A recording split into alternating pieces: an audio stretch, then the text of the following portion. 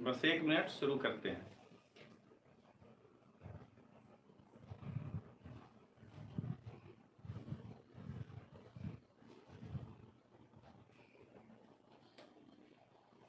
चलिए, पहले आपका चैटिंग ले लेते हैं, उसके बाद आगे बढ़ते हैं। Tarun Bambodia, good evening sir. Ishan Dodia, good evening sir. Rishabh Patel, नमस्ते sir. Priyanka Patel, good evening sir. Dabhi Paresh, good evening sir. Jinal Patel, good evening sir. Vishwasa, good evening sir. Nandi Raval, good evening sir. Raval Het, good evening sir. Nandi Barot, good evening sir. Sanjay Vala, good evening sir. Aditya Solanki, good evening sir. Priyanka Makwana, good evening sir. Drishti Patel, good evening sir. Stuti Bora, good evening sir. Chaudhary Ankit, good evening sir. Parikshit Pratik Singh Chauhan, good evening sir. Sushant Patel, hello sir. Is there IAS mock test series to be held in this year? अब बिल्कुल होगा, परीक्षा बढ़ गया है आगे तो करेंगे। देवेंद्र टुंगर, UPSC पोस्टपोन सर, बिल्कुल। अब तो क्या कहते हैं, ये एग्जाम अक्टूबर में है 10 तारीख को। हर्ष चौहान, नमस्ते गुरुजी। Jaydeep Singh, good evening sir. Srijesh Prajapati, good evening sir. Tarun Bambudia, good evening sir. चलिए, अब जरा हम लोग आपका देखते रहेंगे। Megha Chauhan, good evening sir. आज हम लोग एक MS Sojitra, good evening sir. Mehul Singh Thakur, good evening sir. आज हम लोग एक काफी लोकप्रिय, लाइट थोड़ा ब्लिंक हो रहा है बेटा। आज हम लोग एक काफी लोकप्रिय जो है, कहिए कि पर्यावरण में भी काम आ सकता है, साइंस एंड टेक्नोलॉजी में भी काम आ सकता है, वैसे जो है करंट अफेयर्स को टच करने जा रहे हैं। हेडिंग पहले लिख देते हैं। वैसे आज जो है ज्यादा लिखाने के मूड में नहीं है। क्लास के बाद जो है हम लोग टेलीग्राम चैनल पर आपको हिंदी और गुजराती में ये मैटर रख देंगे, जिससे कि आप इसको देख लीजिएगा। तो तृतीय आर्कटिक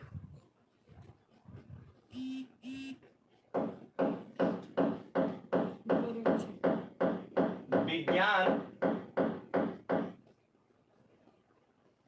मंत्रिमंडलीय या मंत्री स्तरीय बैठक,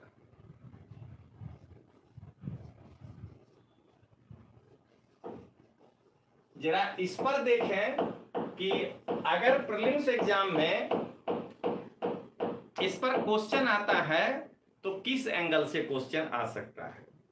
Virendra Rabari, good evening sir लिखते हैं। जोरा भौतिक, गुड इवनिंग सर लिखते हैं। तो सबसे पहले आखिर ये किन किन कारणों से चर्चा में है।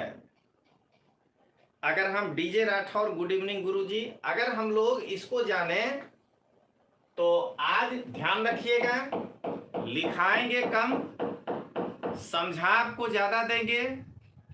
कारण कि जो लिखा हुआ मैटर है वो पूरा का पूरा विश्वास एजुकेशन के प्राइवेट लिमिटेड के टेलीग्राम चैनल में, जिसका कि लिंक आपको जो है अभी क्या कहते हैं भेजा जा रहा है, थोड़े देर में वो लिंक देख लीजिएगा। वहां आपको गुजराती और अंग्रेजी दोनों में मिल जाएगा, सॉरी हिंदी और गुजराती दोनों में मिल जाएगा। तो सबसे पहले इसके चर्चा में होने का कारण क्या था। तो 8 और 9 मई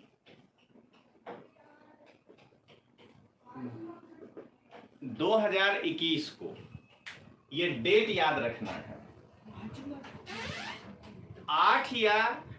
8 और 9 मई 2021 को आर्कटिक क्षेत्र पर अनुसंधान और सहयोग हेतु विचार विमर्श करने के लिए ये तीसरा आर्कटिक विज्ञान मंत्री स्तरीय बैठक बुलाई गई। ठीक है, ये पहला लाइन याद रखिएगा कि चर्चा में होने का मूल कारण, अभी कितने एंगल से क्वेश्चन आ सकता है वो देखिए। और आज पूरा भाषा नहीं लिखाएंगे, जो पूरा भाषा है वो आपको लिखा हुआ गुजराती और हिंदी में आपके टेलीग्राम चैनल पे मिल जाएगा। चलिए, तो पहला चर्चा में क्या कारण हुआ कि 8 और 9 मई 2021 को आर्कटिक क्षेत्र में अनुसंधान और सहयोग पर विचार करने के लिए तीसरा आर्कटिक विज्ञान मंत्री स्तरीय बैठक हुई थी। यह है पहला। दूसरा चर्चा में यह है कि ऐसे सम्मेलन तो 100 होते हैं, लेकिन अगर भारत इसमें भाग लेगा तब ना हम इसके लिए महत्वपूर्ण मानेंगे। तो इसमें या इस बैठक में भारत ने भी भाग लिया था। ये दूसरा है काम, क्या कहते हैं, इसके चर्चा में होने का कारण। तीसरा, हमारे ओर से इस बैठक में भाग कौन लिए थे? तो सब लोग खाली बोल देंगे कि केंद्रीय मंत्री हर्षवर्धन। प्रश्न यहां भी आ सकता है कि हर्षवर्धन के मंत्री जो हैं वो किस मंत्रालय के हैं। तो भारत की ओर से इस बैठक में हिस्सा केंद्रीय विज्ञान एवं प्रौद्योगिकी, स्वास्थ्य एवं परिवार कल्याण एवं पृथ्वी विज्ञान मंत्रालय, अगर हम इसको अंग्रेजी में देखें तो union minister of science and technology, health and family welfare and earth science के मिनिस्टर डॉक्टर हर्षवर्धन ने इसमें भाग लिया था।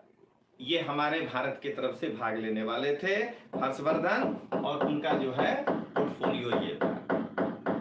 अब तीसरा चर्चा का कारण ये रहा कि इसका आयोजन कौन किया था।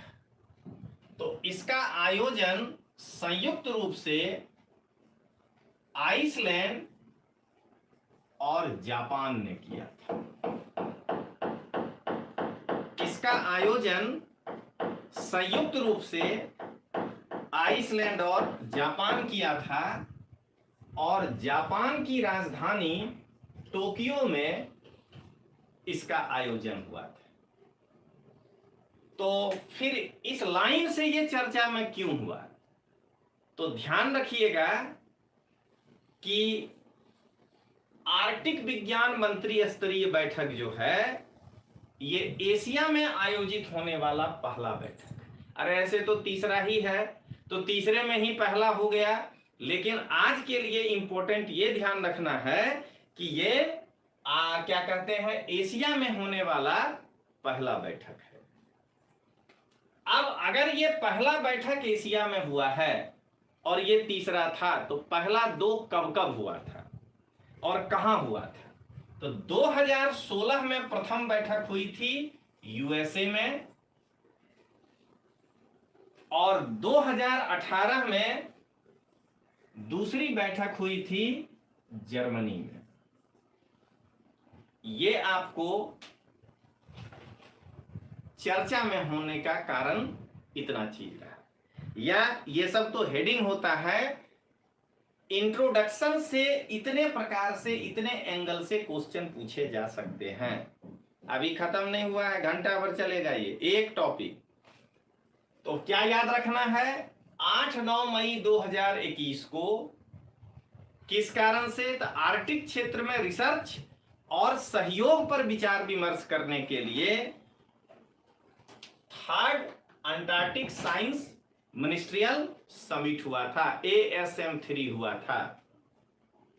दूसरा महत्वपूर्ण कारण क्या है? तो इसमें भारत भी भाग लिया था। तीसरा महत्वपूर्ण कारण क्या है कि भारत की ओर से डॉक्टर हर्षवर्धन भाग लिए थे, लेकिन डॉक्टर हर्षवर्धन जो हैं वो यूनियन मिनिस्टर हैं science and technology, health and family welfare and earth science मंत्रालय के। इसका आयोजन कौन किया था? तो आइसलैंड और जापान संयुक्त रूप से किया था। कहां हुआ था? जापान की राजधानी टोक्यो में।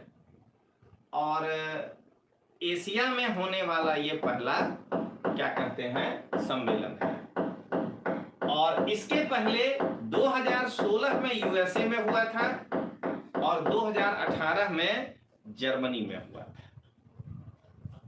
इंट्रोडक्शन आप लोगों को क्लियर हुआ या नहीं, आप अपना मंतव्य दीजिए। तब तक Anila Baraiya good evening sir. Mahesh Katara sir history book कब आने वाला है? इतिहास का प्रश्न बुक, और मजाक में बोल रहे हैं, एकदम लास्ट स्टेज पे है, ज्यादा से ज्यादा 15 दिन और लग सकता है। लेकिन मजाक में बोल रहे हैं कि लॉकडाउन कब टूटेगा और तोमर सर का इतिहास का किताब कब आएगा बताना मुश्किल है। ये मजाक में कहे। जिगर चौहान गुड इवनिंग सर। अब डाभी परेश यस सर। ईशान डोडिया हाँ सर। विश्वासा okay. Sushant Patel good sir. Rishabh Patel yes sir. Aditya Solanki हाँ सर। रावल हेत जी सर क्लियर हो गया। अब जरा हम लोग आगे बढ़ते हैं। इंट्रोडक्शन जानने के बाद अब किस एंगल से क्वेश्चन, जयदीप सिंह हाँ सर। अब इस पर दूसरा किस एंगल से क्वेश्चन आ सकता है? तो दूसरा क्वेश्चन अब ये इसके करंट से रिलेटेड आ सकता है कि इस बैठक में क्या हुआ। तो तृतीय आर्कटिक विज्ञान मंत्री स्तरीय बैठक में क्या क्या हुआ, अब जरा इसको हम लोग देखने का प्रयास करें। Ritvik ji sir. Jinal Patel clear sir. Nandini Raval, Nandi Raval clear sir. Sarjesh Prajapati ji sir clear हो गया। चलिए अब सबसे पहला करंट का क्वेश्चन आएगा कि इसका थीम क्या है। देखिएगा, मैं पिछले भी रिकॉर्डेड क्लास में कहा था कि तोमर सर हमेशा भाषाई आधार पर जिनके पास सबसे कम मटेरियल है उनके समर्थन में खड़े होते हैं। जैसे हमसे कोई पूछे, मैं खुद हिंदी भाषी हूं, लेकिन अगर हमसे कोई पूछे कि हिंदी और गुजराती मीडियम में आपका सिंपैथी किसके साथ है, तो गुजराती मीडियम के लड़कों के साथ। ये नहीं कि हम गुजरात में पढ़ाते हैं इसलिए, गुजराती मीडियम के लड़कों के साथ इसलिए है कि उनको पहले मटेरियल मिलना चाहिए, क्योंकि उनके भाषा में अच्छे मटेरियल नहीं है।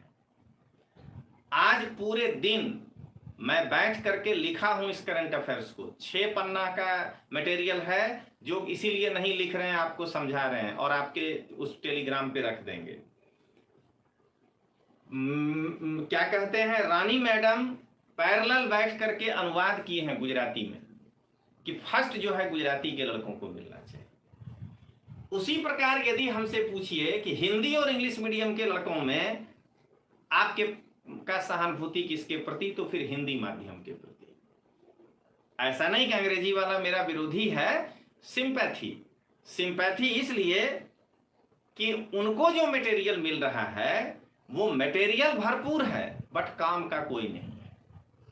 जैसे आप देखिएगा, अभी मैं एक लेक्चर लेकर आ रहा हूं बहुत जल्द उस पे, अभी पैलेस्टाइन और इजराइल में जो चल रहा है, संडे को संभवतः वो लेक्चर मैं लेकर आऊंगा। तो उन दोनों के युद्ध में मतलब अरब इजराइल पर 3 घंटा बोले जा रहे हैं, या मटेरियल इतना दे रहे हैं, गुजराती में भी चल रहा है ज्यादातर, और जो कंटेंट करंट है या जो काम का है वो नहीं हम दे रहे हैं। तो इसीलिए क्या कहते हैं, हिंदी में मटेरियल भरपूर है, लेकिन किस एंगल से पढ़ना चाहिए और कितना, वो अपने पास नहीं होता है। तो चलिए आगे बढ़े हम लोग। आप यमुना राठौर लिखते हैं, नमस्ते सर, लकी आपकी नई बुक आई कि नहीं सर? अभी हमने कहा ना कि बस ज्यादा से ज्यादा प्राचीन और मध्यकालीन भारत जो है वो 20 दिन लग जाए, ये बहुत बड़ा चीज है, इससे ज्यादा नहीं लगेगा। और मतलब हमको प्रेस में भेजने में, और क्या कहते हैं, अब मजाक में आपको कहे कि ये लॉकडाउन कब टूटेगा और तोमर सर का ये किताब कब आएगा, ये कहना मुश्किल है। चलिए, अस्तित्व foundation good evening sir. Good evening आपको भी। अब इसका थीम क्या है? तो तो 90% जो है लोग गुजराती मीडियम में थीम को अंग्रेजी में ही लिख दिए हैं। ठीक है, अंग्रेजी में भी लिखेंगे, बट उसका एक अनुवाद अगर मिल जाए तो बढ़िया हो, लड़के को जल्दी समझ में आएगा। तो इसका थीम है सतत या धारणीय, जो कहिए सस्टेनेबल के लिए। तो सतत या धारणीय आर्कटिक के लिए ज्ञान, आर्कटिक के लिए ज्ञान, ये जो है इसका थीम है। Knowledge for a sustainable, knowledge for a sustainable Arctic, for a sustainable Arctic. जो भी मेरे पास इंफॉर्मेशन है इनके ओरिजिनल साइट से लिया हुआ इंफॉर्मेशन है। तो इसका थीम याद रखिएगा, knowledge for a sustainable Arctic, धारणीय आर्कटिक के लिए ज्ञान, ये इसका रखा गया है थीम।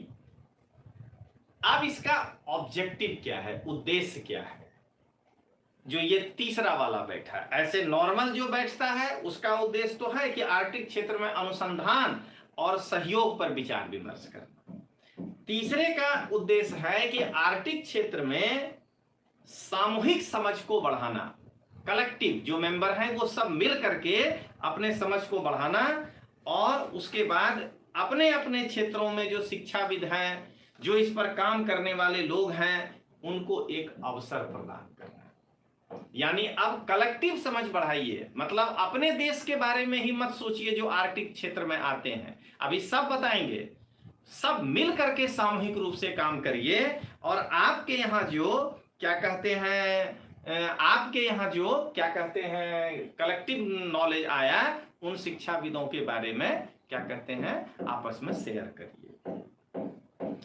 ऋत्विक लिखते हैं एप्लीकेशन में वीडियो कैम नहीं आता गुरुजी, वहां जाना खतरे से खाली अभी नहीं है, आधे लोग कोरोना में हैं भावनगर में, तो इसलिए मैं शनिवार को गया था, उल्टे पांव लौट आया। तो पहले तो जान न देखेंगे, इसलिए नहीं आ रहा है, जैसे ही वो खत्म होगा मैं वहां जाकर शूटिंग शुरू कर दूंगा। तो अभी मैं उस दिन गया था जहां मैं पीपीटी बनाता हूं, जगह इतना कम पड़ गया था, स्टाफ लोग इतने थे मतलब कि कोरोना में भारत एकेडमी में, कि 2 लोग उसमें रह रहे थे जो कोरोना में थे। फिर भी मेरे पास पुराना बैकअप था, आपको 1-2 दिन में आ जाएगा। 3 लेक्चर में 1 दिन में लेकर के 4 लेक्चर सातवाहन का खत्म करके आया हूं, वो आपको 1-2 दिन में आ जाएगा। लेकिन जैसे ही वहां से हमको ग्रीन सिग्नल मिलेगा, उसके लिए आप भारत एकेडमी में के संपर्क में रहिएगा, हमीर के। मुझे जाने में अब कोई दिक्कत नहीं है, मैं स्वस्थ हो गया हूं। 6 घंटे में रोज जो है अभी विश्वास एजुकेशन के जो ऑफलाइन छात्र हैं उनको, वो जरा जो लोग क्लास में हैं गवाही दीजिएगा भाई, जरा बताइएगा कि मैं क्लास ले रहा हूं कि नहीं। आपका क्या कहते हैं, मैं क्लास ले रहा हूं 6 घंटे। सुबह जो है 8 से 10 मेंस में जीपीएससी का लेक्चर ले रहा हूं, उसमें नीति एथिक्स पढ़ा रहा हूं। जो लोग क्लास में हैं जवाब दीजिएगा कि ले रहा हूं कि नहीं। और क्या कहते हैं 8 साढ़े 10 से 12:30 करंट मेंस का लेक्चर ले रहा हूं। और शाम को 7:30 से 9:30 इस पर स्पेशल कमेंट करिएगा शाम वाला, कि जो मैं वर्ड बोल रहा हूं आप सहमत हैं कि नहीं। धमाकेदार मॉडर्न का क्लास ले रहा हूं, वो क्लास दोबारा नहीं हो सकता है जो अभी चल रहा है। देखिए आपके सामने, अच्छा भारत एकेडमी, नमस्ते गुरुजी, हमीर का ही है ये। तो जैसे ही 1 सप्ताह और रुक जाइए ज़्यादा से ज़्यादा, बस नेक्स्ट वीक, उसके बाद से वहाँ व्यवस्था हो गया है, हम लोग शुरू कर देंगे। तो जीनल पटेल प्रीलिम्स, हाँ सर। रावल हेत, यस सर। आदित्य सोलंकी, हाँ सर एग्री हैं। Srijesh Prajapati, yes sir. ईशान डोडिया, बिल्कुल सर। अमीषा पाठक, यस सर। विश्वास शाह, बिल्कुल सर। मेघा चौहान, बिल्कुल सर, डिटेल इन्फॉर्मेशन के साथ। संजय वाला, यस सर। सृजेश प्रजापति मुस्कुराते हुए। तो भारत एकेडमी हमीर, वड़ा वाला सरप्राइज आने वाला है। बस बस बस दीजिए, आपको तो अब जो है क्या कहते हैं, भारत डिजिटल क्लास के संचालक के द्वारा ही मिल गया है मैसेज कि बड़ा वाला सरप्राइज आने वाला है।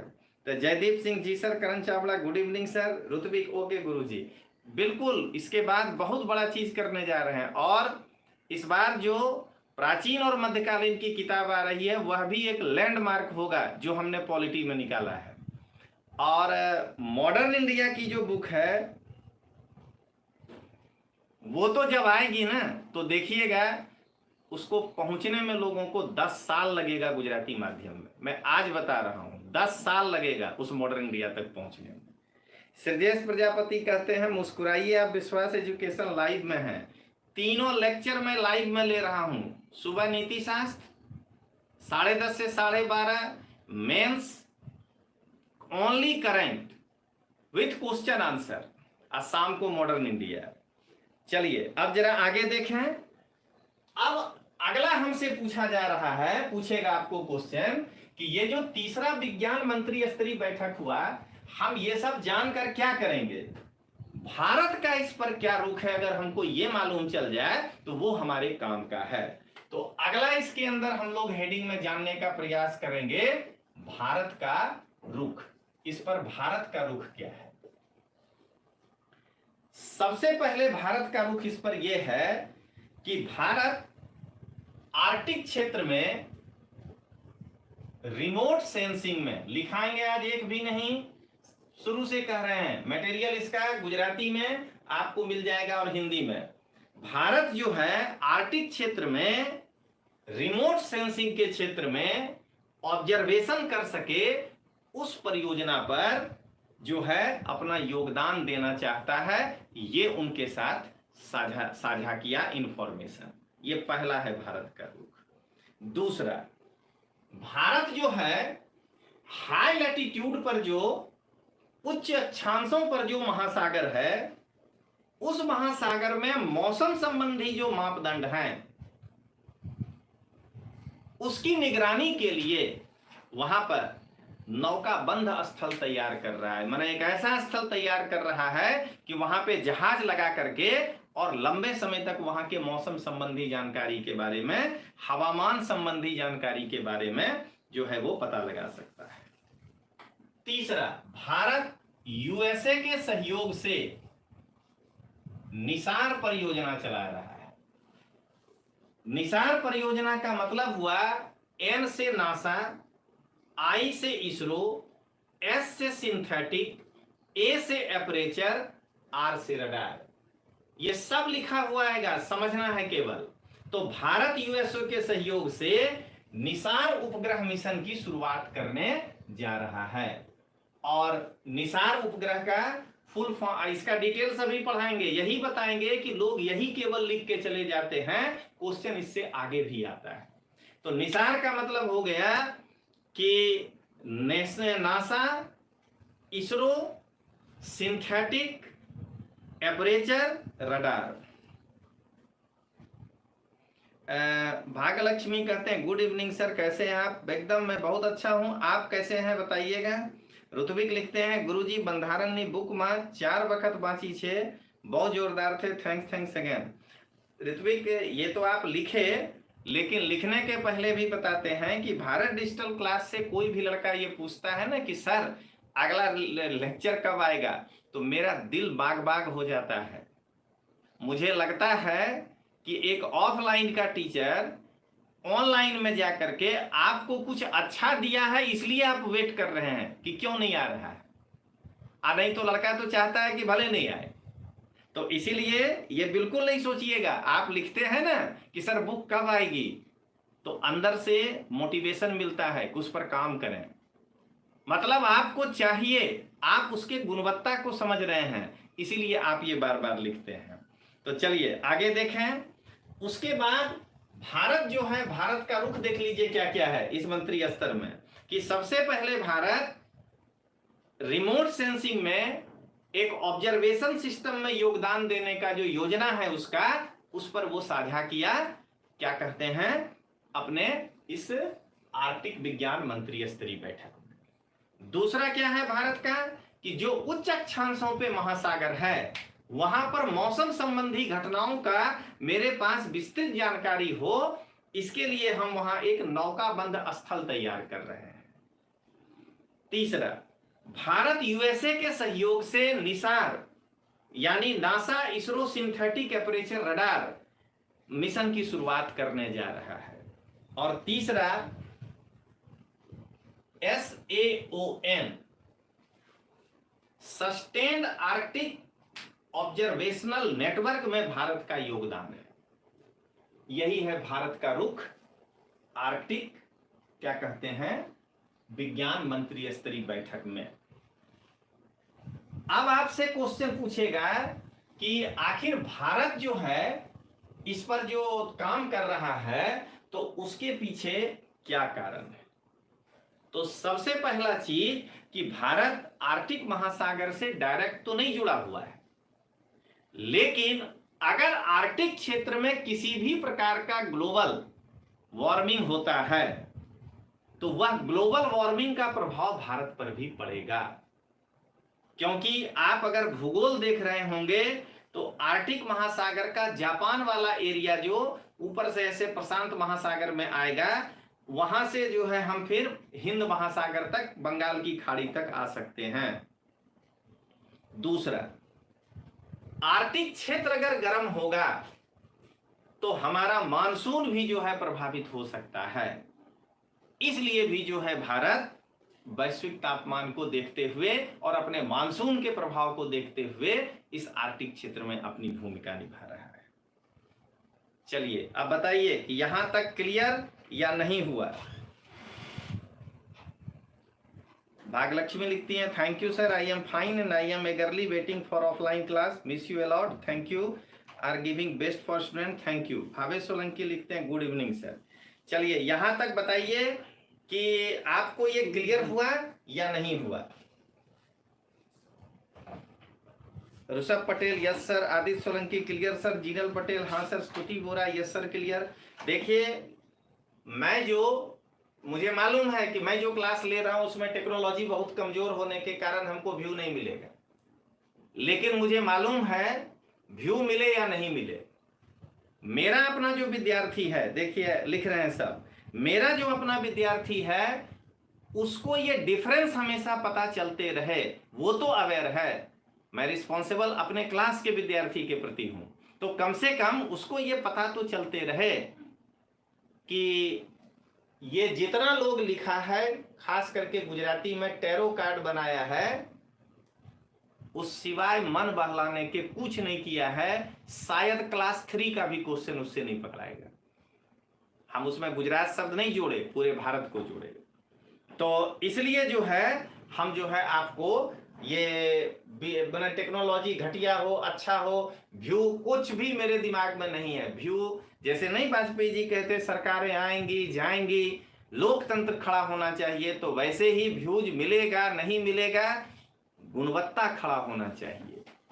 हमारे लड़के को मालूम होना चाहिए बुक उठाते समय, जो मेरा अपना विद्यार्थी है, कि हमेशा यह वो बुक उठाते समय उसको समझ में आना चाहिए कि सभी चमकदार वस्तुएं सोना नहीं होती हैं।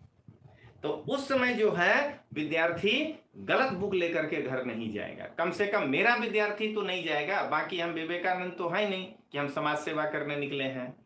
ध्यान रखिएगा, बाकी लोग आगे बड़ा अच्छा बात बोलता है यूट्यूब पे, लेकिन हम जो सही है वही कहेंगे कि यस मैं विवेकानंद नहीं हूं। कई लोग आपको यूट्यूब पे कहेंगे हम आपको सेवा देने, अरे सेवा देने आए हो तो टोटल सिलेबस पढ़ा दो, क्वेश्चन आंसर क्यों कराते हो। मैं कह रहा हूं कि नहीं देने आया हूं, मैं सिर्फ अपनी बात रखने आया हूं।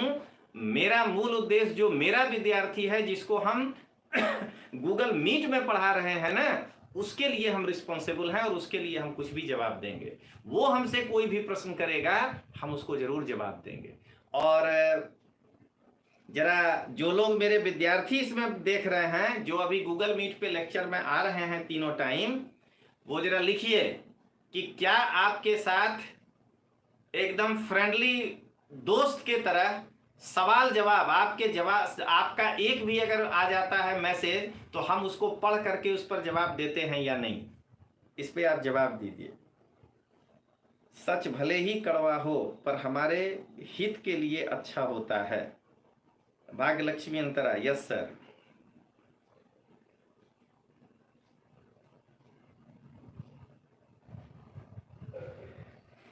देखिए, जयदीप हाँ sir, Srijesh Prajapati yes sir, Ishan Dodiya हाँ सर, चौधरी अंकित हाँ सर, आदित्य सोलंकी हाँ सर।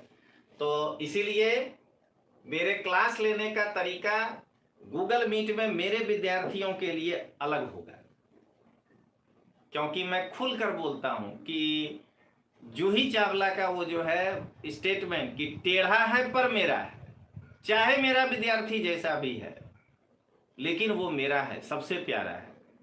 क्यों? क्योंकि वो मेरे परिवार का बच्चा है। और वसुधैव कुटुंबकम तो वो तो केवल कहने के लिए है, कोई नहीं कर सकता है। चलिए अब आगे बढ़ते हैं। Durmil Joshi yes sir very friendly. Jinal Patel हाँ सर बिल्कुल ऑफलाइन जैसा लगता है। नांदी रावल जी सर। सृजेश प्रजापति मेरे स्टेटमेंट पे मुस्कुरा के जवाब दिए।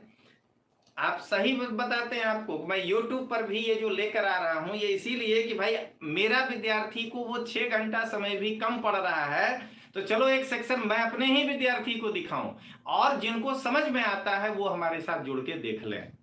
चलिए अब आगे देखते हैं। अब जरा देखें कि भारत आर्कटिक क्षेत्र से अगला क्वेश्चन कब से जुड़ा हुआ है।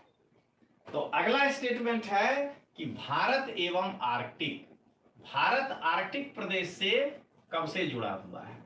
तो ध्यान रखिएगा, हर जगह इतिहास तो आ ही जाएगा। 1920 में हम ब्रिटिश भारत के पार्ट थे, इसलिए अगर ब्रिटेन जो है किसी भी प्रकार का संधि करता है भारत की ओर से तो हम कहेंगे कि नहीं, भारत उस समय से जुड़ा हुआ है। तो 1920 में, आज भाषा का दिन नहीं है, ठीक है, भाषा अपने से बनाना है। 1920 में पेरिस के स्वालबार्ड संधि में, पेरिस के स्वालबार्ड संधि में भारत भी हस्ताक्षर किया था, यानी ब्रिटिश भारत भी हस्ताक्षर किया था। तब से जाकर के जो है भारत 1920 से जुड़ा हुआ है। यानी अगर देखा जाए तो भारत की यात्रा आर्कटिक क्षेत्रों से अगर इस चीज को लिया जाए 101 साल पुराना है। दूसरा, जुलाई 2008 के बाद से भारत नॉर्वे के, ये नॉर्वे में है, ठीक है ना, स्वालबार्ड क्षेत्र में हिमाद्री नाम करके एक अस्थाई, ये क्वेश्चन परीक्षा में आ सकता है, हिमाद्री नाम करके एक अस्थाई अनुसंधान केंद्र भारत स्थापित किया है। जुलाई 2008 से भारत के पास नॉर्वे के स्वालबार्ड क्षेत्र में हिमाद्री नामक एक अस्थाई परमानेंट रिसर्च सेंटर है। यह है हमारा अगला, तीसरा भारत का। तो जुलाई 2013 में या 13 से ये जो विज्ञान मंत्री स्तरीय बैठक हुई है, ये 6 दिन बाद फिर रिपीट होने जा रहा है। आर्कटिक काउंसिल जो है, अभी बताएंगे, तो आर्कटिक काउंसिल की बैठक जो है वो 20 तारीख को होगी। तो भारत उस आर्कटिक काउंसिल का पर्यवेक्षक है, मेंबर तो नहीं है, क्योंकि उसका बायलॉज कहता है कि आर्कटिक देश ही उसके मेंबर हो सकते हैं, और बाकी जो है 8 देश उसमें आते हैं जो उसके मेंबर हैं, और बाकी जो हैं उसके पर्यवेक्षक होंगे। तो भारत 2013 से आर्कटिक काउंसिल का पर्यवेक्षक है, ऑब्जर्वर है। आर्कटिक के लिए भारत ये कहता है। उसके बाद जुलाई 2014 से भारत एक multiple sensor mode observatory, multiple sensor mode observatory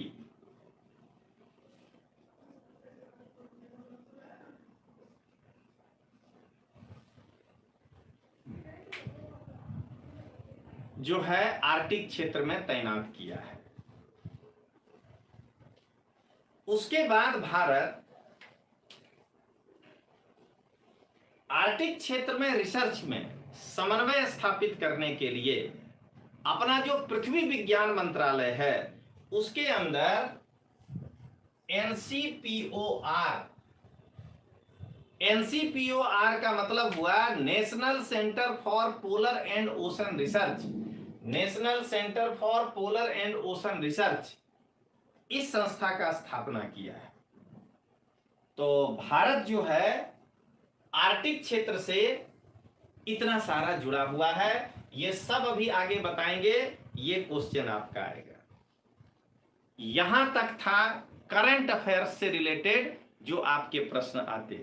अब बताइए कि यहां तक क्लियर हुआ या नहीं? अगर नहीं तो हम जवाब देंगे आपको जो प्रश्न होगा।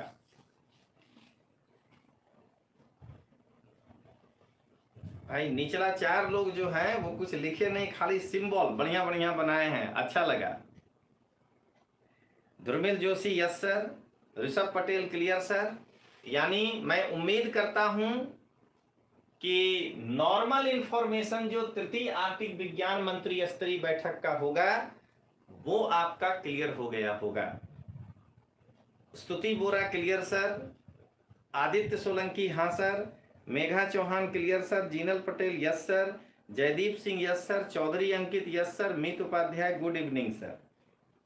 तो धर्मेल जोशी सर आपसे बात करनी है, कब कॉल करूं? बस ये क्लास खत्म हो ना, एकदम 5 मिनट के अंदर लगा दीजिएगा फोन, कोई दिक्कत नहीं है। अब जरा इतना तो सब लोग पढ़ता है, अब इस पर जो क्वेश्चन और सारा काउंटर आएगा वो हमको जानना है वो क्या है। तो इतना तक पढ़ने में अनिला बारैया जी सर, अब सुनिएगा, इतना तक पढ़ने में अब जो जो टर्मिनोलॉजी यूज हुआ है, अगर हम उस टर्मिनोलॉजी को समझने की स्थिति में हैं तो हम जो है जीत गए युद्ध। और अगर उस टर्मिनोलॉजी को छोड़ दिए टैरो कार्ड बनाने के चक्कर में, खाली बढ़िया डिजाइनिंग फोटो डालने के चक्कर में, गया काम से। संजय वाला यस सर। तो अब हमारा पहला टर्मिनोलॉजी इसमें आया था बार बार आर्कटिक रीजन, आर्कटिक क्षेत्र। हम जब याद करिए पहला ही लाइन पढ़े थे तो उसमें था आर्कटिक क्षेत्र में अनुसंधान और सहयोग करने के लिए 8 और 9 मई 2021 को चर्चा में होने का कारण। तो पहला ही हमारा था शब्द आर्कटिक क्षेत्र, जरा उसको देखें। अब आगे बढ़ने के पहले आपको एक बता रहे हैं, ये क्या कहते हैं, कहिए एक तरह से पूर्वानुमान, वो सच भी हो सकता है गलत भी हो सकता है। यूपीएससी का एग्जाम बढ़ गया। नांदी और हेत बड़ा खुश हुई होगी कि अगर कुछ रिवाइज करने के लिए बच रहा होगा अंतिम समय में तो मौका मिल गया, तो बढ़ गया। इसी के साथ चलना है कि बड़े स्तर पर ऑफलाइन क्लास कब शुरू हो सकता है, ये आपको आज समझा रहे हैं। सरकार परीक्षा लेने में अगर घबरा रही है तो क्लास का आदेश देने में कितना घबराएगा, जरा ये सोचिएगा। हो सकता है कि हमारा ये परसेप्शन गलत भी निकल जाए। तो 10 अक्टूबर को अगर सरकार हिम्मत कर रहा है एग्जाम लेने के लिए, तो उससे गुजरात में जो लोग जीपीएससी का एग्जाम दे रहे हैं, जो लोग आरएफओ का एग्जाम दे रहे हैं, एक बार अंदाज लगा लीजिए कि अपना एग्जाम भी कहां तक जा सकता है। ठीक है, हम कभी कुछ बोलते नहीं हैं इस सब चीजों पे, बस इतने कहते हैं कि अंदाज लगाना है। Analysis must. देश का, चावड़ सिंह प्रणाम सर प्रणाम, देश का सबसे प्रतिष्ठित इंस्टीट्यूशंस जो कि कॉम्पिटिटिव एग्जाम के क्षेत्र का, वो एक बार में समझ गया कि 10 अक्टूबर तक स्थिति सामान्य हो सकती है या नहीं हो सकती है। खास करके दिल्ली, उनको तो स्वराज्य देखना है ना, तो मान लीजिए कि अगर अपने गुजरात में रिकवरी बहुत भी तेज होगा तो भी हम लोग जुलाई अगस्त तो खींच ही जाएंगे, क्योंकि इस देश में ही गुजरात है ना। तो अगर देश का रिकवरी वो अगर ये समझ रहा है कि अक्टूबर तक हम जाकर के पूरे भारत सामान्य होंगे, तो हम लोग भी हो सकता है जुलाई अगस्त तक सामान्य हो। तो अभी फिलहाल ऑफलाइन के प्रेमी छात्रों, मैं भी सबसे बड़ा प्रेमी हूं टीचरों में, ऑफलाइन के समय के साथ समझौता करना पड़ता है, और जिसने नहीं किया वो खत्म हो जाता है। समय से बदलना है के साथ। तो ये मान के चलना है कि अगस्त तक तो ऑफलाइन में अपने को खड़ा नहीं होने देगा, मान के चलिएगा। इसलिए जो भी लोग ये सोचकर बैठे हैं कि ऑफलाइन में क्लास करेंगे, वो अभी ऑनलाइन में जुड़ जाइए। आपको दो दो ऑप्शन दिए हैं। भारत के डिजिटल क्लास में भी जो है, अब थोड़ा दिन के बाद और भी वीडियो सब आ जाएगा। 40 दिन का काम है, सारा खत्म हो जाएगा। 40 डेज अगर हम वहां पर लगा दें तो सब कुछ खत्म हो जाएगा। तो क्या कहते हैं, भारत डिजिटल क्लास को ज्वाइन कर लीजिए, या अगर लाइव हमसे पढ़ना चाहते हैं तो हम यहाँ हफ्ता में 3 दिन पढ़ा रहे हैं, आप उसको ज्वाइन कर सकते हैं। लेकिन अभी फिलहाल ऑफलाइन क्लास को दिमाग से एक बार निकाल लीजिएगा। ये मेरे जैसा आदमी कह रहा है, समझिएगा, जो एकदम कट्टर समर्थक है ऑफलाइन क्लास का, और हर चीज को एनालाइज करना है जो भी आपके आसपास हो रहा है। तो अभी एकदम से ध्यान रखिएगा, कितना भी हो जाए जून तक तो नहीं ही हम उठ पाएंगे, कुछ भी हो जाए। और जो लोग तैयारी कर रहे हैं, चाहे अगला STI, अगला जो है RFO, तो हम डेट नहीं दे सकते हैं। मेरा बताया हुआ डेट गलत ही हो सकता है, क्योंकि डेट देने का सत्ता कहीं और है। लेकिन हम एक अंदाज लगा सकते हैं कि स्थिति सामान्य होने पर ही परीक्षा होगा। तो इस चीज को ध्यान में रखते हुए, और जो लोग खास करके मेरा करंट मेंस का क्लास कर रहे हैं क्वेश्चन आंसर फॉर्म में, 20 तारीख से रिकॉर्डेड भी वो मिल जाएगा। वो भी आपको जो है हम कह रहे हैं कि 20 तारीख से मेरा मेंस का क्लास भी और ये करंट का क्लास भी आपको रिकॉर्डेड मिल जाएगा। 20 तक आपको इंतजार करना है। अब जरा एक लास्ट आप लोग कमेंट दीजिए, तो मैं आर्टिक क्षेत्र पर शुरू करूं। मेंस में जो आप मेंस करंट में जो आप क्वेश्चन लिख रहे हैं, अपने को यात्रा शुरू किए हुए मुश्किल से 2 वीक हुआ है क्लास के हिसाब से, और 2 वीक में आपको हम 19 क्वेश्चन बोल कर लिखाए। आप वही प्रश्न नहीं, मेरा पूरा प्रश्न सुन लीजिएगा मेरे विद्यार्थी, आप वही प्रश्न नहीं, लेकिन क्वेश्चन का अंबार देखते होंगे टेलीग्राम चैनल पे। लेकिन क्या वह बस नितीक्षा, आप ही के प्रश्न में विद्यार्थी से पूछ रहा हूं, देखिएगा, क्या वो गुणवत्ता आपको लगता है जो हम लिखाते हैं उस तरह का लड़का लिख पाता है?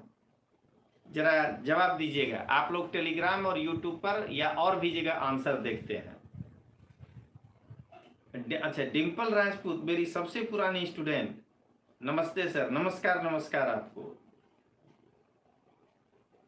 नितीक्षा मकवाना कह रहे हैं कि सर DYSO मेंस रिजल्ट आया है तो फेल हो गए हैं। देखिए, केवल अपने पे मत सोचिएगा, जो पास हो गया है उसका भी मार्क्स देख लीजिए। 45%, 44% मात्र मेरिट गया है जनरल का। हम 44% मार्क नहीं ला पाए। 50 ही लड़के होंगे जनरल में, क्योंकि 150 सीट था। 75 सीट जो है जनरल का होगा, और उस 75 में 33% जो है 1/3 महिलाओं को मिल जाएगा इसका, और EWS को अगर घटा दीजिए तो 50 लड़के 44% पर जाकर के खत्म हो गए। यही बार बार समझा रहे हैं कि अपने राज्य का लड़का 1 साल वाला तैयारी करना ही नहीं चाह रहा, इसलिए वो गिर जा रहा है। जो बेसिक से आपको करा रहे हैं वो करना ही नहीं चाह रहा है। तो चलिए आगे बढ़ते हैं। अब आर्कटिक क्षेत्र किसको कहते हैं सबसे पहले हम लोग जाने। तो आर्कटिक क्षेत्र के अंदर एक तो आर्कटिक महासागर स्वयं आएगा। पहला क्वेश्चन यही आएगा कि आर्कटिक क्षेत्र से आप क्या समझते हैं। उसके बाद आर्कटिक से जुड़ा हुआ समीपवर्ती जो सागर है या खाड़ी है। अब समझ में आ गया होगा पुराने लड़कों को कि वर्ल्ड ज्योग्राफी का जब आपको क्लास लेते हैं तो क्यों एक एक खाड़ी और एक एक आपको समुद्र दिखाते हैं। अब आज आपको समझ में इस बात को आपको आ गया होगा। तो आर्कटिक महासागर और क्यों हम दिखाते हैं बेरिंग सागर, चुकची सागर वो भी दिखाते हैं। आज आपको ये चीज समझ में आ रहा होगा। तो समीपवर्ती समुद्र। अब उसके बाद कौन कौन सा कंट्री जो है वो आर्कटिक को टच करता है। तो अलास्का यूएसए का भाग होने के कारण, अलास्का यूएसए का भाग होने के कारण क्या कहते हैं, यूएसए भी आर्कटिक क्षेत्र का, आर्कटिक रीजन का पार्ट है। भारत चौधरी कहते हैं कि सर यूपीएससी की तैयारी स्टार्ट की है, पेपर और सिलेबस पढ़ रहा हूं सर, मेंस में मीडियम को लेकर कंफ्यूजन है, थोड़ा सा गाइड कीजिए। मेरी स्कूलिंग गुजराती मीडियम में हुई है। मेंस का एक ही है कहना कि आप जिस मीडियम में कंफर्टेबल हैं उसी में लिखिए और नंबर आएगा। किसी की बात नहीं सुनना है कि तोमर सर ये कहे, कोई दूसरे सर ये कहे और कोई तीसरा पास करने वाला ये कहा। आप एक लाइन सुनिएगा। गुजराती मीडियम के लड़कों को एकदम हम खुलेआम बोल रहे हैं, हो सकता है कि आप पे प्रहार हो। गुजराती मीडियम के लड़कों को ये बार बार शिकायत रहता है कि जीपीएससी में इंग्लिश मीडियम वाले लड़के होने के कारण हमको नहीं नंबर मिलते। सो मीडियम बहुत बड़ा बैरियर है, जो एक बाजार में परसेप्शन है। भैया डीवाईएसओ तो ओनली गुजराती मीडियम के ही लड़के थे, इसमें तो कोई अंग्रेजी वाला नहीं घुसा, आपके क्यों नहीं नंबर ला पाए। इसमें तो ऐसा नहीं था कि इंग्लिश मीडियम वाले को ज्यादा दे करके आपको कम दे दिया। अपने आप को देखिए कि कहां आप लैग कर रहे हैं, ये ध्यान रखिएगा हमेशा।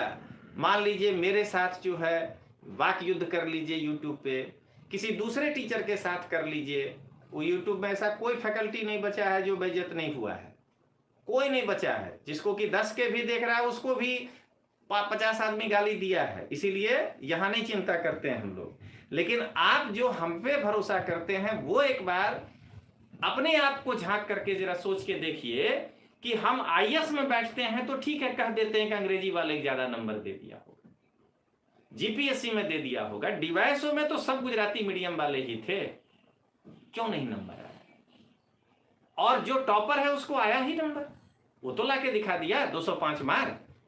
तो यानी गुजराती मीडियम में नंबर आ सकता है क्योंकि उसको तो 205 आया। इसलिए क्या कहते हैं, ये ध्यान रखिएगा कि आपका जो माध्यम है केवल कचरा मत पढ़िए, बस यही कहेंगे आपको। कुछ भी पढ़िए, कचरा मार्केट का उठा के मत पढ़िए। अब आगे, ऑलवेज स्टूडेंट कहते हैं सर प्लीज आंसर। क्या मतलब, प्रश्न में नहीं देख पाया, आगे निकल गया होगा, तो एक बार फिर से प्रश्न रख दीजिए तो मैं आपको इसका आंसर दे दूंगा।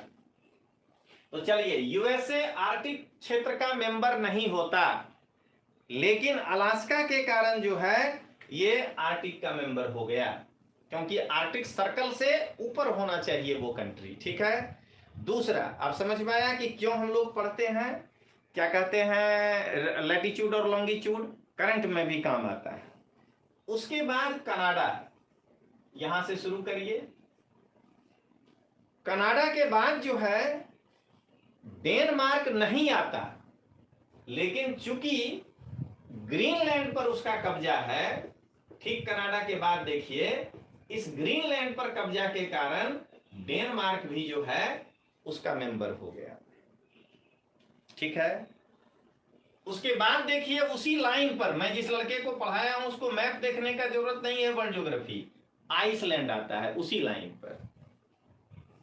ठीक है, आगे बढ़िए, उसी लाइन पर देख लीजिए फिनलैंड आता है, स्वीडन आता है, नॉर्वे आता है। कुछ करने का जरूरत नहीं है, एक बार आपका नक्शा क्लियर होना चाहिए। और इसी पर रूस आता है। 1 2 3 4 5 6 7 8, ये 8 कंट्री जो है, ये श्रीजेश प्रजापति कह रहे हैं यस सर, ये 8 कंट्री जो है ये आर्कटिक रीजन में आता है। ये प्रश्न भी ऑब्जेक्टिव पूछा जा सकता है। पहला लाइन तो अनिला बरैया जी सर एटलस मैप खोल के बैठे हैं। अनिला से विशेष सवाल है कि आज आपका परिश्रम वो सफल हुआ कि नहीं इसको पढ़ते समय, जो हम वर्ल्ड ज्योग्राफी आप लोगों को 15 दिन से ज्यादा पढ़ाए थे। नक्शा को ध्यान में रखना है। ठीक है, पहला लाइन बना देगा निम्न में से कौन से कथन सत्य हैं, और पहला लाइन तृतीय आर्कटिक विज्ञान मंत्री स्तर पर ही होगा कि 3rd आर्कटिक विज्ञान मंत्री स्तरीय बैठक आइसलैंड और जापान के संयुक्त तत्वावधान में टोक्यो में संपन्न हुआ था। ठीक है, और दूसरा लाइन दे देगा कि आर्कटिक क्षेत्र के अंदर यूएसए और डेनमार्क शामिल नहीं है। जिसको नक्शा पता होगा वो भूगोल का सवाल मार के टिका जाएगा, जिसको नहीं पता होगा वो कहेगा कि हम सब करंट पढ़ लिए कुछ नहीं है। यही समझा रहे हैं। मेरा यूट्यूब पर आने का मतलब ही यही है। ऑलवेज स्टूडेंट कहते हैं कि प्लीज क्वेश्चन इग्नोर। क्वेश्चन तो बताइए क्या पूछे थे, मैं वही पूछ रहा हूं कि एक बार फिर से जरा क्वेश्चन रख दीजिए।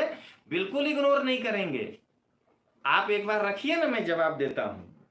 क्या था आपका क्वेश्चन? वो क्वेश्चन हो सकता है आगे निकल गया हो, इसलिए हमें नहीं पता चल रहा है। तो ये जो है एक आपने ज्योग्राफी देखा। दूसरा, यहां पर आर्कटिक क्षेत्र में एक औसतन तापमान ठंडे के मौसम में कितना होता है। अब समझ में आ गया होगा कि क्यों वर्ल्ड ज्योग्राफी में विश्व के 12 आबो हवा की ये क्षेत्र आपको पढ़ाए थे, 12 जलवायु क्षेत्र पढ़ाए थे। तो याद करिए, -40 डिग्री सेंटीग्रेड शीत ऋतु में औसतन होता है, और न्यूनतम तापमान -68 डिग्री सेंटीग्रेड होता है। इसीलिए हम हमेशा इस बात के समर्थक होते हैं कि करंट पढ़ने के पहले इतिहास, भूगोल, संविधान, ये सब आपका क्लियर होना चाहिए। इकोनॉमिक्स, ट्रेडिशनल, अगर वो नहीं क्लियर है तो आपका जो है नहीं करंट पकड़ाएगा, कहीं कहीं मिस्टेक हो जाएगा। चलिए अगला, इस आर्कटिक क्षेत्र में आप उसका ज्योग्राफिकल एरिया देख लिए, उसका टेम्परेचर देख लिए। अब वहां पर इंपॉर्टेंट जानवर जो है, लोकप्रिय जो है, वो कौन कौन सा रहता है। तो याद करिए, ऐसे ही पढ़ाए हैं। मास्क बैल, मास्क बुल, कैरिबू, सब पढ़ाए हैं। आप अपना कॉपी देखते जाइएगा वर्ल्ड ज्योग्राफी में। कैरिबू, लेमिंग,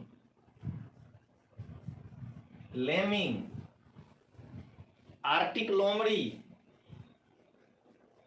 ये सब इंपॉर्टेंट में से है। आर्कटिक लोमड़ी, और बोल जाते हैं पोलर बियर, ग्रिजली बियर, बर्फीला उल्लू, ये सब जो है इन क्षेत्रों में पाए जाते हैं। अब जरा जो अगला क्वेश्चन इसमें से आ सकता है कि आर्कटिक क्षेत्र के अंदर आप पढ़े कि आर्कटिक सागर और उससे जुड़े हुए सागर और खाड़ी। तो सागर कौन कौन सा और खाड़ी इससे जुड़ा हुआ है, इसको जरा हम लोग देखें। तो आर्कटिक क्षेत्र से जुड़े हुए सागर और खाड़ी याद करिएगा, क्लास में वर्ल्ड ज्योग्राफी जिनको पढ़ाए हैं एकदम एक एक नक्शा दिखा के पढ़ाए हैं कि नहीं। पहला तो स्वयं आर्कटिक सागर, जिनको पढ़ा चुके हैं वो जवाब भी देते जाइएगा यूट्यूब पर, ताकि एक बार पता भी चले। सर प्लीज डीवाईसो में सभी कैटेगरी का फाइनल मेरिट लिस्ट में जनरल कैटेगरी में ट्रांसफर हुए हैं, तो एसटी कैटेगरी का कैंडिडेट भी जनरल कैटेगरी में ट्रांसफर हो सकते हैं। नहीं ट्रांसफर हुए हैं, मैं अभी पूरे डिटेल्स उसको नहीं देखा हूं, एक बार हम देख लेते हैं, फिर हमको कॉल करिएगा कल करीब 10-11 बजे, आपको अच्छे से जवाब दे देंगे। कारण कि आपको समझा देंगे अच्छे से उसमें क्या हुआ है। कारण ये है कि एक बार हम अध्ययन कर लें बढ़िया से। जीपीएससी का रिजल्ट होता है तो वो हमारे लेवल का होता है, उसको हम बढ़िया से देखते हैं। आज ये बता रहे हैं आपको, पहले भी बताए हैं, DYSO-STAI का रिजल्ट नहीं देखते हैं हम लोग। IAS और जीपीएससी का रिजल्ट देखने में मजा आता है। तो फिर भी आपको कल आप हमको 10-11 बजे बिल्कुल कॉल करिएगा, ये नंबर पे मैं आपको जरूर जवाब दूंगा। 10-11 बजे करिएगा। चलिए अब जरा आर्कटिक सागर तो आप पढ़े थे, याद करिएगा आपको पढ़ाए हैं या नहीं, यूट्यूब पे जवाब भी दीजिएगा, क्योंकि आज मेरे प्रतिष्ठा का सवाल है कि ऑफलाइन के क्लासरूम में सर गुणवत्ता दिए हैं कि नहीं, ये आज निकल कर सामने आएगा। तो जो लोग वर्ल्ड ज्योग्राफी पढ़े हैं, ब्यूफोर्ट सागर ये आर्कटिक क्षेत्र में आने वाला सागर है। बेरेंट्स सागर,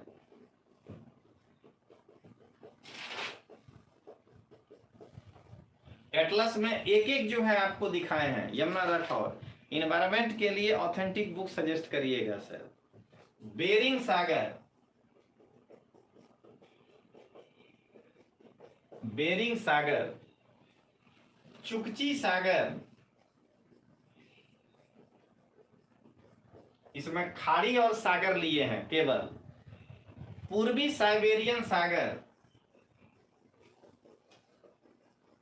अब बाकी हम बोल जाते हैं, आप मिलाइएगा। ग्रीनलैंड सागर, कारा सागर, लैप्टिव सागर, नॉर्वेजियन सागर, हडसन की खाड़ी और बफिन की खाड़ी, आर्कटिक क्षेत्र में यहां तक आता है। ये सब सागर आपको पढ़ाए हैं। और इस क्षेत्र में आने वाले जल संधि, स्ट्रेट और चैनल कौन कौन से आते हैं? तो इस क्षेत्र में आने वाले जल संधि में Bering Strait, Davis Strait, Denmark Strait और नारेस स्ट्रेट, ये जल संधि आता है। दर्शन सर आपकी जो पॉलिटी की बुक आई है ना, एक बार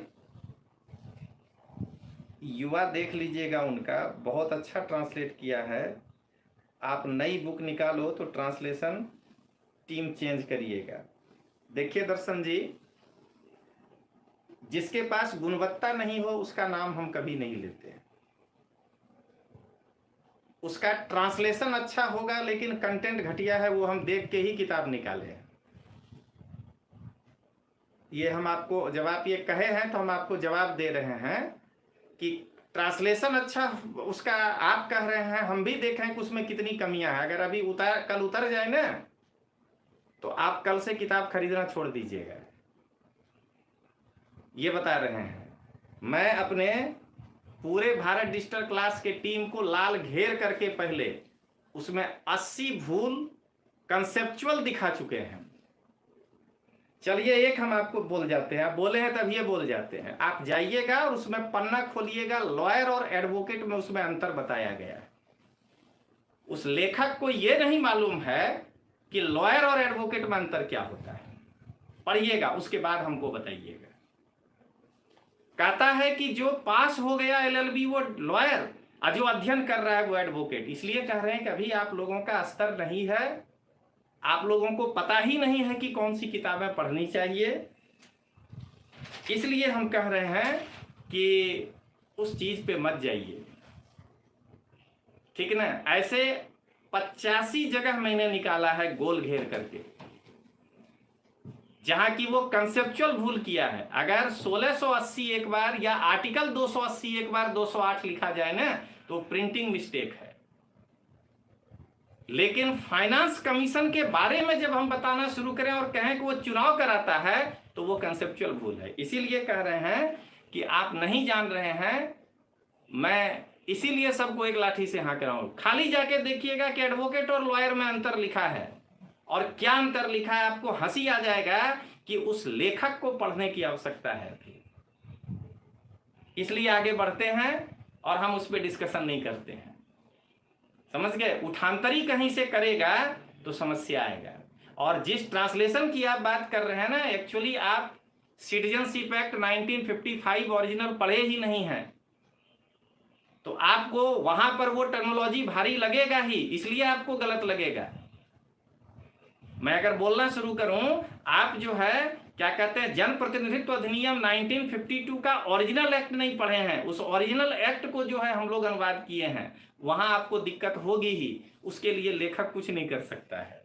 तो इसीलिए बुरा मत मानिएगा, जो लिखा है वो 11वें श्रेणी का लेखक है, तीसरे चौथे का नहीं है।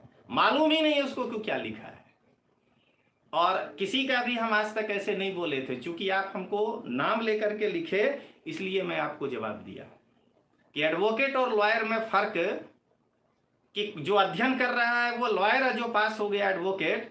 और वो किताब अगर आप खरीद के पढ़ रहे हैं तो आप अपना भी जो है जानकारी दे रहे हैं कि आप कितना, मतलब कि किस तरह की किताब पढ़ रहे हैं। इसलिए प्लीज बुरा नहीं मानिएगा, संभव ही नहीं है यहाँ का कोई किताब की मेरे सामने आ सके। आपको समझ में आए तो ओके, नहीं आए तो कोई बात नहीं है। चलिए आगे देखते हैं। अब ये जो है जल संधि, ये है, चर्चा करने पे उतर जाए ना तो एक भी प्रकाशन जो यहाँ का कहता है कि हम अच्छा लिखे हैं, अगर उस पर वीडियो बनाने लगे तो आप सिर पकड़ लेंगे कि ये लोग क्या लिखा है। सिवाय आर्टिकल 14 और आर्टिकल 16 को अनुवाद कर देना पॉलिटी नहीं है, उसके साथ के चीजों को लिखना। इसीलिए रहने दीजिए, जाने दीजिए उन बातों को। अब जरा दूसरा अपना जो टर्म आया था निसार, ये क्या है जरा इसको देखें।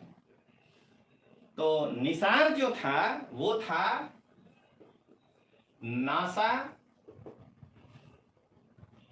इसरो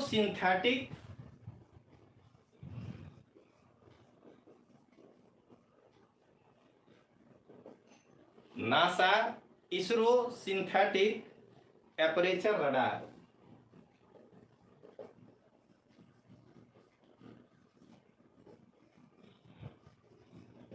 एपरेचर रडार, चलिए अब इसके बारे में जरा जानें कि ये क्या है, क्योंकि भारत का रुख में आप इसको पढ़े थे। ये जो है अर्थ ऑब्जर्वेशन सैटेलाइट है, ठीक है। अर्थ ऑब्जर्वेशन सैटेलाइट पर ये आधारित सैटेलाइट है, एक तरह का अर्थ ऑब्जर्वेशन सैटेलाइट। और ये dual frequency synthetic aperture radar पर काम करता है, और यही सहयोग लेने के लिए इसरो नासा के साथ जुड़ा है और इस सैटेलाइट का निर्माण कर रहा है।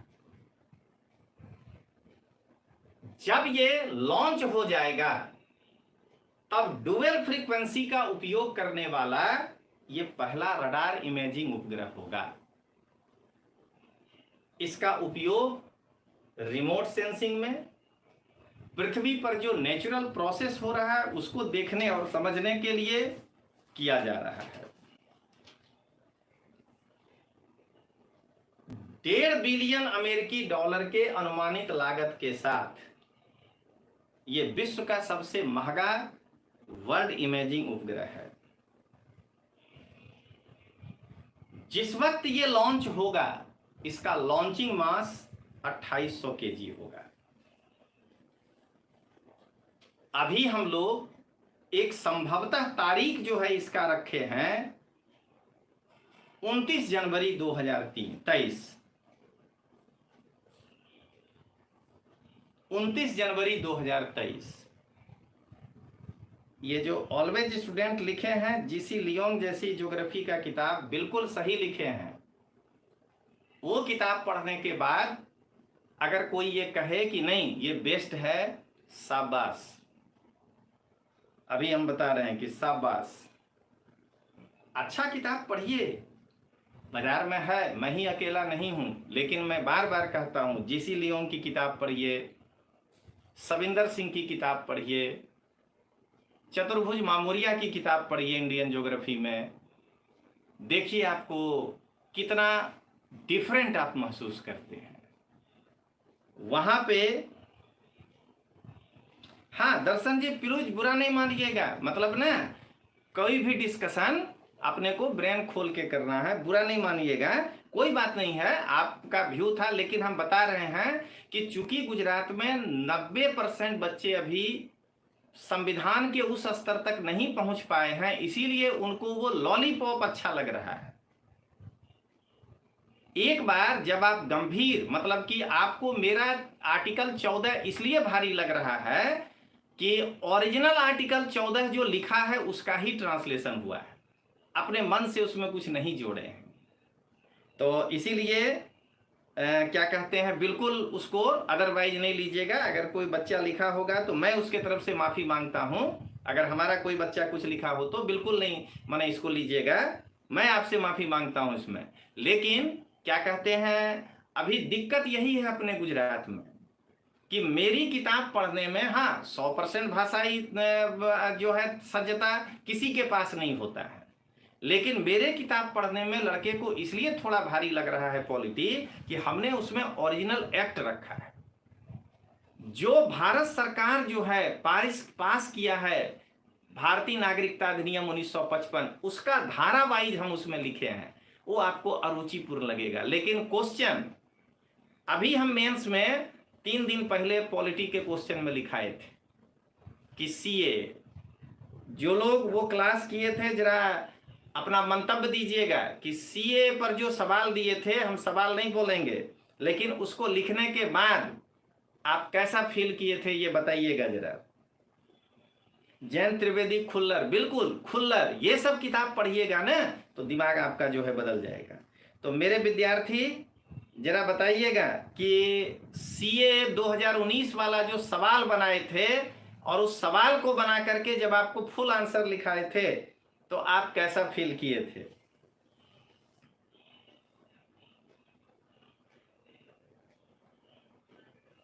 जयेंद्र त्रिवेदी लिखे हैं, बहुत अच्छा। अतुल सोलंकी, एक बार डेमो लीजिए 3 डेज का। हाँ, अगर दर्शन जी आपको लगता है कि हम एक बार तोमर सर का क्लास देखना चाहते हैं तो आप अभी क्या कहते हैं, ये लेक्चर खत्म होने के बाद हमको व्हाट्सअप करिएगा, मैं आपको फ्री डेमो 3 दिन अपना दूंगा। इसलिए नहीं कि आप मेरे यहाँ एडमिशन लीजिए, आप दूसरे चीजों को चुनने के पहले मैं आपको तीनों में डेमो दे दूंगा, एक मेंस, एक करंट और एक जो है प्री का। 3 दिन आप बैठ करके देखिए, आपको आइडिया लग जाएगा उसके बाद कि क्या चीज मार्केट में परोसा जा रहा है, या हम गलत हैं तो वो भी आप समझ जाएंगे। Megha Chauhan, yes sir, best explanation था। रावल है सर, एकदम अच्छे से समझ में आया। अतुल सोलंकी, बहुत अच्छा। जीनल पटेल, बहुत अच्छे से सर, डीप इंफॉर्मेशन था। अमीषा पाठक, डीप इंफॉर्मेशन था। चलिए तो अब जरा आगे बढ़ें। इसके प्रक्षेपण की तारीख जो है वो 29 जनवरी संभावित है 2023। कहां से छोड़ा जाएगा तो सतीश धवन अंतरिक्ष केंद्र से छोड़ा जाएगा। ये लॉन्चिंग व्हीकल कौन सा होगा तो GSLV Mk2 होगा, जिससे कि इसको लॉन्च किया जाएगा।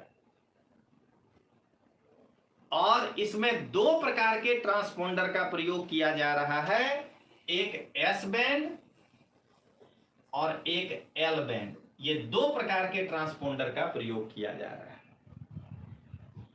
एस बैंड जो हमारा ट्रांसपोंडर है वो IEEE संस्था के द्वारा डेवलप किया जाता है। दोनों को institute of electrical and electronics engineering के द्वारा इसको विकसित किया गया है। किसको कहते हैं एस बैंड, वेव वहां लिखा गया, हाँ, किसको कहते हैं एस बैंड?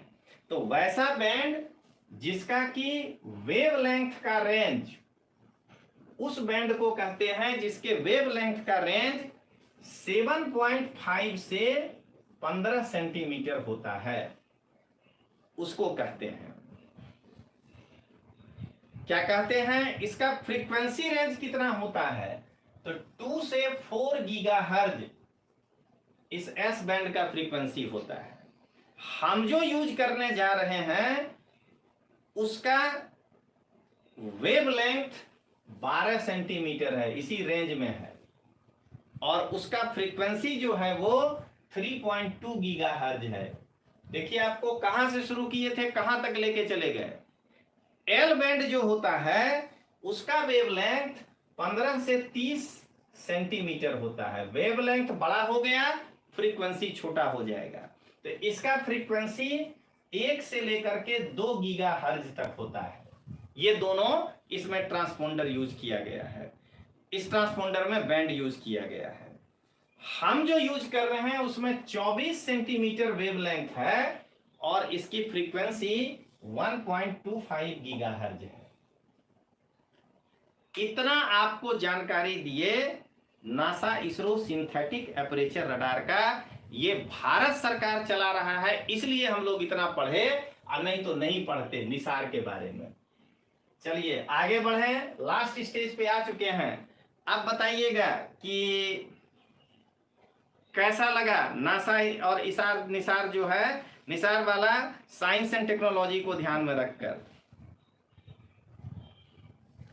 ऑलवेज स्टूडेंट कहते हैं GPSC class 1 Tomar sir, Lal and Lal, GC Leong, KC Srivastava and study lover Veer current enough है। हाँ बिल्कुल, आप ये सब पढ़िए, ये ऑथेंटिक किताब है, यहां से आप पास कर जाइएगा। चलिए अब मेरे विद्यार्थी, सारे विद्यार्थी का मतलब क्लास के नहीं, जितने मेरे व्यूअर हैं वो भी बता सकते हैं कि अब बताइए कि अभी तक जो आप न्यूज में खाली सुन लेते थे निसार, दिमाग में घूमता होगा, साइंस एंड टेक में ये क्वेश्चन आ जाता, तो अब कैसा फील कर रहे हैं?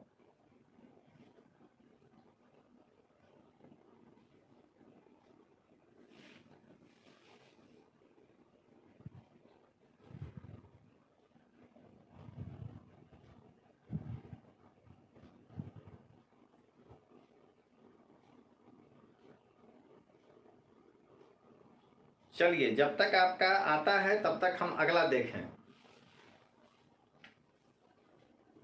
SAON क्या है? देखिए श्रीजेश प्रजापति क्लियर है sir, always student gladly sir. अब SAON क्या है? Megha Chauhan nice sir, important and deep information. S से हुआ सस्टेनिंग,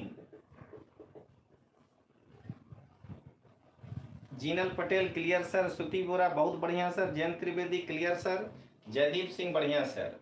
ए से हुआ आर्कटिक और ओ से हुआ ऑब्जर्विंग और एन से हुआ नेटवर्क। अब ये क्या है जरा इसके बारे में जाने। अमीषा पाठक कंसेप्ट क्लियर, नांदी Barot clear, Nandini Barot, Jinal Patel clear sir. अब जरा देखिए, ये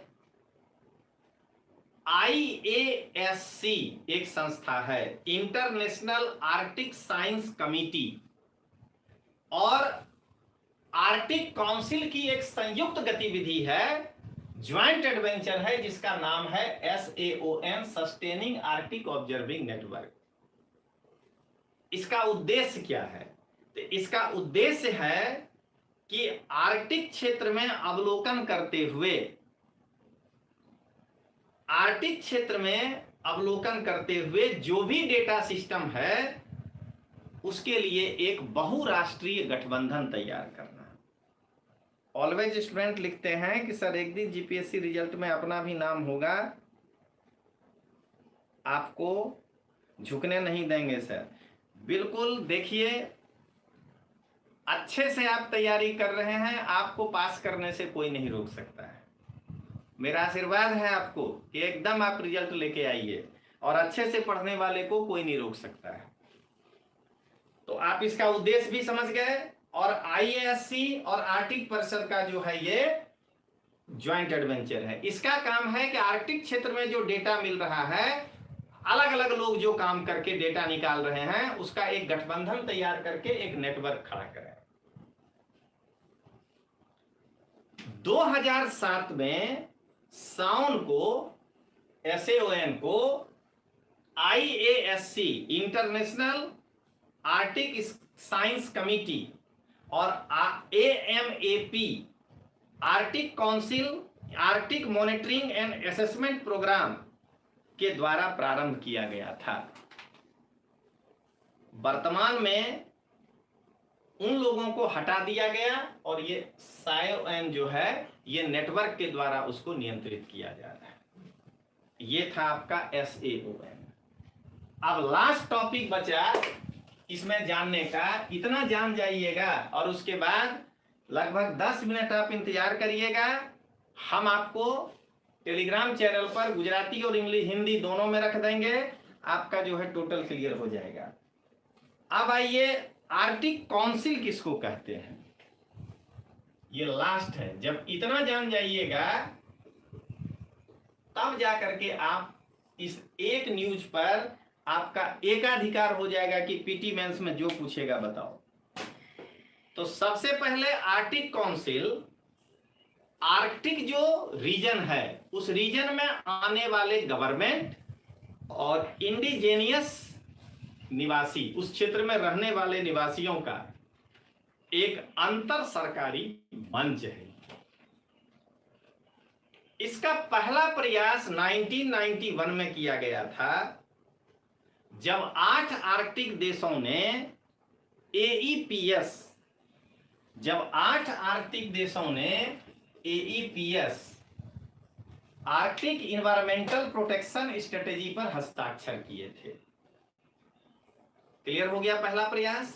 1996 के ओटावा घोषणा पत्र के द्वारा आर्कटिक जो कंट्री हैं उनमें आपस में समन्वय बनाने के लिए 1996 में इसकी स्थापना हुई। शुरुआत 1991 से हुआ था।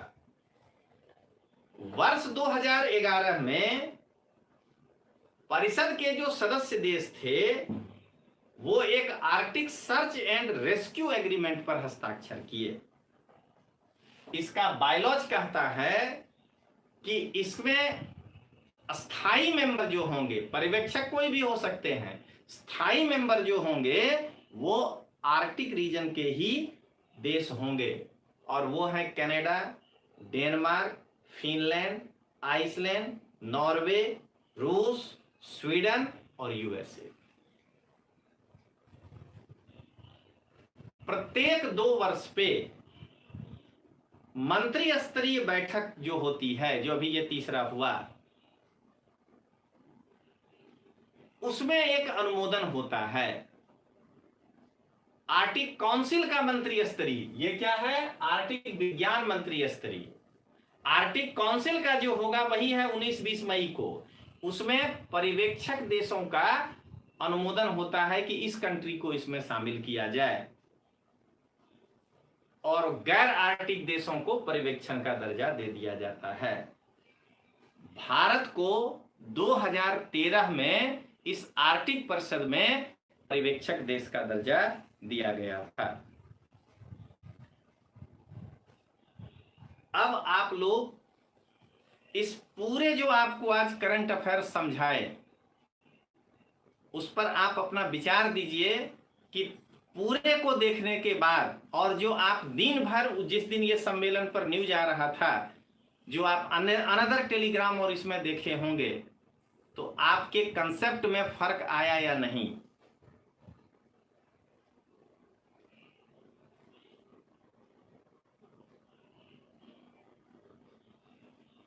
नंदिनी बारोट कहते हैं कि यस क्लियर है सर।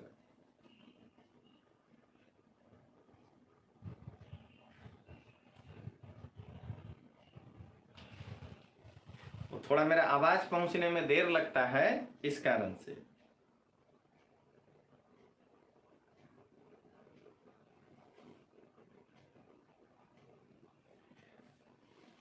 तो आज आपको मेघा चौहान हाँ सर, जयंत त्रिवेदी क्लियर है sir, Atul Solanki clear sir, Jinal Patel हाँ सर, ईशान डोडिया हाँ सर क्लियर।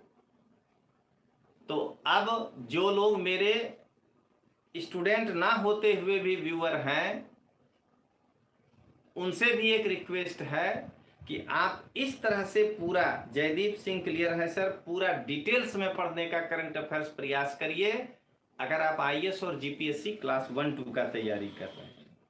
स्तुति बोरा यस सर। तो आज का क्लास यहीं तक। अब हम लोग फिर मिलते हैं अगले क्लास में। कल आप सब लोग 7:30 बजे देखना ना भूलिएगा। अपने एकेडमी के मोस्ट टैलेंटेड गुजराती विवरणात्मक के टीचर गौतम भाई बघेला सर जो हैं, कल आपको गुजराती विवरणात्मक पर एक टॉपिक जो है ले रहे हैं 7:30 से 8:30 इसी यूट्यूब पर।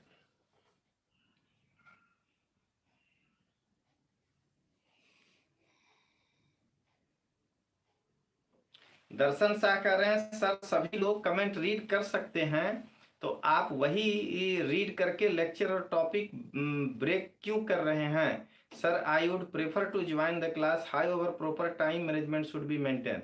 नहीं ब्रेक कर रहे हैं दर्शन जी, आप हमको फोन करिएगा, आपके साथ बिल्कुल हम बढ़िया से आपके साथ जवाब सवाल करेंगे। आपके जो प्रश्न होंगे वो हम आपको क्या कहते हैं सॉल्व करने का प्रयास करेंगे।